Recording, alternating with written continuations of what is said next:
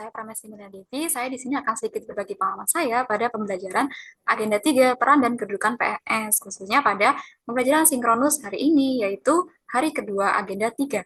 Nah, pada pembelajaran hari ini, yaitu membahas tentang materi manajemen ASN dan Smart ASN, khususnya pada pembelajaran hari ini banyak berfokus pada review tugas sebelumnya, yaitu analisis isu manajemen ASN dan Smart ASN. Kami diminta untuk mencari tiga isu aktual yang ada di unit kerja, kemudian mendeskripsikan isu tersebut dengan data dan fakta, kemudian melihat dampak yang ditimbulkan apabila isu tersebut tidak diselesaikan, serta dari isu tersebut dilihat juga keterkaitannya dengan substansi pembelajaran manajemen ASN dan Smart ASN. Nah, dari isu tersebut, kemudian dicari isu prioritas dengan menggunakan teknik yang sudah dipelajari sebelumnya pada agenda 1. Kemudian dianalisis kembali dan kami diminta memberikan gagasan kreatif penyelesaian isu tersebut.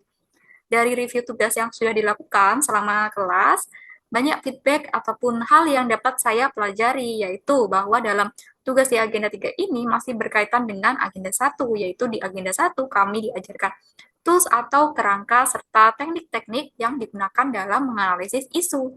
Nah, di tugas ini kami juga langsung menerapkan tools tersebut, namun ditambah pula dengan kaitannya pada materi manajemen ASN dan Smart ASN.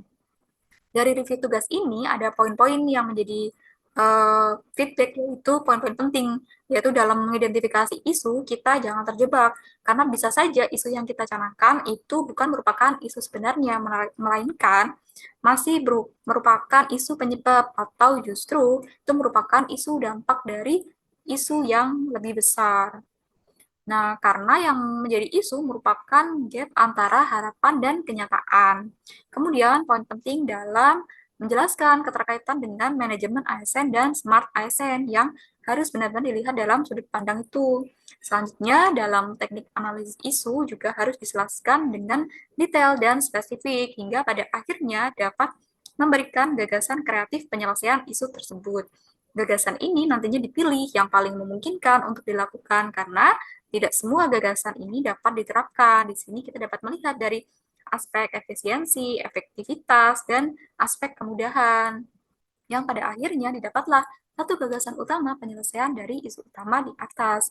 Dari serangkaian proses yang dilakukan, yaitu mencari isu, mengidentifikasi, kemudian mencari isu prioritas, menganalisis, dan memberikan gagasan alternatif. Di sini kita diarahkan untuk peran kita sebagai ASN dalam kepekaan kita terhadap isu-isu yang ada di internal atau yang dari lingkup terkecil, yaitu dari unit kerja kita. Kemudian kita bisa melihat sebuah masalah itu, tapi kita juga penyelesaian dalam masalah itu seperti apa. Kita diminta untuk berpikir kritis dalam memberikan penyelesaian atau gagasan kreatif, dilihat dari sudut pandang manajemen ASN dan juga Smart ASN. Itu saja learning journal kali ini. Sekian dan terima kasih. Sampai jumpa lagi.